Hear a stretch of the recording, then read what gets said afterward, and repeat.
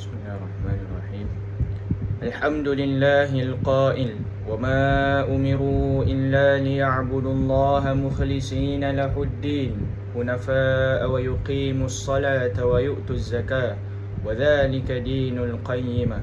أشهد أن لا إله إلا الله وحده لا شريك له وأشهد أن محمدا عبده ورسوله. اللهم صل على سيدنا محمد وعلى آله وأصحابه أجمعين. أما بعد فيا أيها المسلمون اتقوا الله أوصيكم وإياي بتقوى الله فقد فاز المتقون. قال الله تعالى يا أيها الذين آمنوا اتقوا الله حق تقاته ولا تموتن إلا وأنتم مسلمون. Muslimin yang dirahmati Allah sekalian, Khatib ingin berpesan buat hadirin sekalian agar sama-sama kita meningkatkan keimanan dan ketakwaan kepada Allah Subhanahu wa taala dengan melaksanakan segala perintahnya dan meninggalkan segala larangannya. Semoga dengan ketakwaan yang sebenar-benarnya dan keimanan yang teguh akan menjadikan kita hamba yang berjaya di dunia dan juga di akhirat kelak. Syukur Alhamdulillah kerana kita masih dikurniakan kesihatan yang baik untuk beramal pada bulan Rajab yang penuh keberkatan ini. Maka marilah kita hayati kutubah yang bertajuk Ibadah Istimewa. Muslimin yang berbahagia, saban tahun apabila tiba bulan Rajab, kita pasti akan diperingatkan dengan peristiwa Isra' dan Mi'raj yang berlaku kepada Nabi Muhammad sallallahu alaihi wasallam. Daripada peristiwa Isra' dan Mi'raj ini termeterailah persyariatan yang sangat agung, iaitu solat. Bagi seorang Islam yang beriman lagi bertakwa, solat menjadi ibadah yang agung khusus kepada seorang hamba ataupun makhluk kerana kewujudannya di alam oleh Allah Subhanahu wa taala atau Al-Khaliq. Solat yang didirikan 5 kali sehari semalam pada waktu yang telah ditetapkan adalah suatu ibadah fardu. Pendirikannya adalah sebagai prasyarat erti ketaatan hakiki seorang hamba kepada Maha Pencipta. Firman Allah Subhanahu wa taala dalam surah An-Nisa ayat 103, Inna salata kanat 'alal mu'minina kitaban mawquta, yang bermaksud sesungguhnya sembahyang itu adalah satu ketetapan yang diwajibkan ke atas orang-orang yang beriman yang tertentu waktunya. Dalam menjalani kehidupan seharian, manusia akan melalui ujian, cabaran dan dugaan. Manusia atas sifat kejadiannya sebagai makhluk sangat memerlukan pertolongan daripada Allah Subhanahu wa taala. Maka perlulah bersabar dalam semua keadaan dan tetap memberi ketundukan sepenuhnya kepada Allah Subhanahu wa taala dengan mendirikan solat 5 waktu.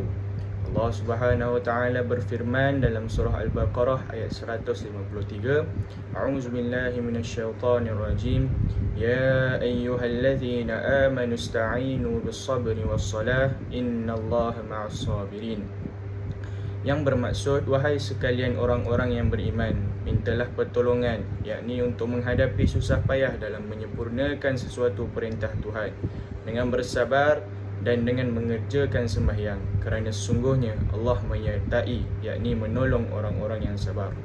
Muslimin yang dirahmati Allah sekalian, solat fardu merupakan rukun Islam yang kedua.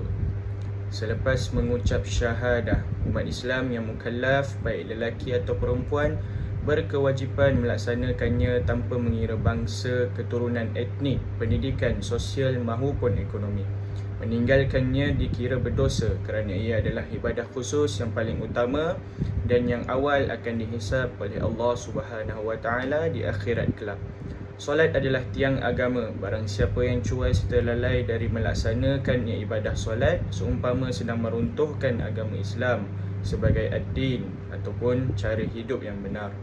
Kesempurnaan mendirikan solat adalah faktor yang menjadi pertimbangan untuk diterima segala amalan fardu dan sunat yang lain, sebagaimana hadis yang diriwayatkan daripada Abu Hurairah radhiyallahu anhu bahawa Rasulullah sallallahu alaihi wasallam bersabda yang bermaksud, Perkara pertama yang akan dihisap pada diri seseorang pada hari akhirat daripada sekalian amalnya ialah solatnya. Jika solatnya baik, maka dia akan berjaya dan menang. Jika solatnya rosak, maka dia akan rugi serta menyesal. Riwayat At-Tirmizi. Solat fardu bukan satu kewajipan yang boleh didirikan dengan sambil lewa, sekadar melepaskan kewajipan atau dilakukan dalam keadaan-keadaan tertentu atau kerana selain Allah Subhanahu Wa Taala. Sebaliknya, perintah solat adalah ibadah agung yang wajib didirikan dalam apa jua situasi, tempat dan keadaan, baik ketika berada dalam keadaan sihat ataupun sakit, ketika mampu berdiri atau dalam keadaan tidak mampu berdiri sempurna. Solat tetap perlu didirikan hanya kerana Allah Subhanahu Wa Taala.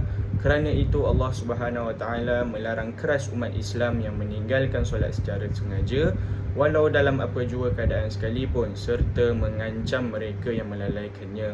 Firman Allah Subhanahu Wa Taala dalam surah Al-Muddathir ayat 42 sehingga 43 yang bermaksud, setelah melihat orang-orang yang bersalah itu, mereka berkata, apakah yang menyebabkan kamu masuk ke dalam neraka Saqar? Orang-orang yang bersalah itu menjawab, kami tidak termasuk dalam kumpulan orang-orang yang mengerjakan sembahyang. Baik, sampai di situ saja. InsyaAllah. Assalamualaikum warahmatullahi taala wabarakatuh.